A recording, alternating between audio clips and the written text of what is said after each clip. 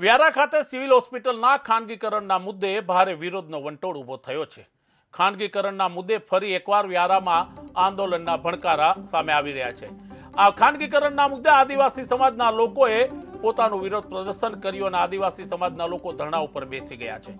આદિવાસી સમાજે માંગ કરી છે કે હોસ્પિટલ સરકારી જ રહે, તેનું ખાનગીકરણ ન થાય અને ખાનગીકરણ થશે તો વધારે ચાર્જ પણ વસૂલ કરવામાં આવશે।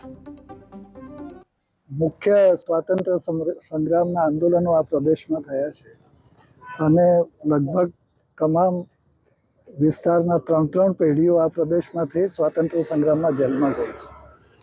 સ્વાતંત્ર્ય થયા પછી લોકોની એવી ઈચ્છા હતી કે શિક્ષણ, આરોગ્ય અને બીજી જે સરકારી સેવાઓ છે તે સેવાઓમાં લોકોની ભાગીદારી થશે અને તે રીતે આ દેશ ચાલશે। પણ અત્યારની જે આખી પરિસ્થિતિ છે એ પરિસ્થિતિમાં તમામ વસ્તુનું ખાનગીકરણ થઈ રહ્યું છે। શિક્ષણનું ખાનગીકરણ કરીને શાળાઓ બંધ થઈ ગઈ, બીજી બધી જલ જંગલ જમીન ખનિજ સંપત્તિઓનું ખાનગી હાથોમાં જતા રહેવાથી લોકો પાસે એ વસ્તુ જે સંસાધનો હતા જીવવા માટેના એ રહ્યા નથી। એવી પરિસ્થિતિમાં આ જે સિવિલ હોસ્પિટલ છે એ સિવિલ હોસ્પિટલ પણ એનું ખાનગીકરણ કરવાનું નક્કી કરવામાં આવી રહ્યું છે। એટલું જ નહીં, પણ મેડિકલ કોલેજ જે મંજૂર થઈ છે એ કોલેજને પણ ખાનગી કરવાનું નક્કી થઈ રહ્યું છે।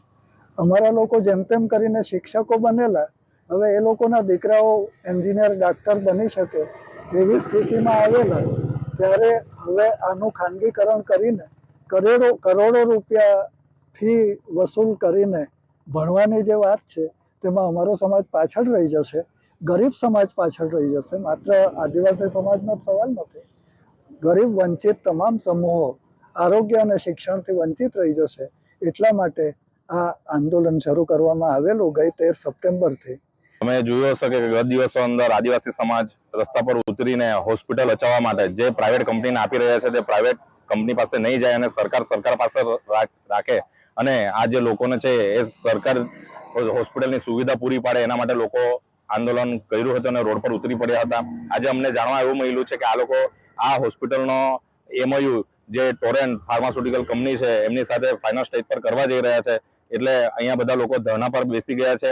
નથી અમને સરકારનો વિરોધ કે નથી પ્રાઇવેટ કંપનીનો વિરોધ, પણ અમને પ્રાઇવેટીકરણનો વિરોધ છે। જનરલ હોસ્પિટલ વ્યારાના ખાનગીકરણના મુદ્દે ખાનગીકરણ ના થાય તે માટે અહીંયા ધરણા પ્રદર્શનમાં અમે બેઠા છીએ।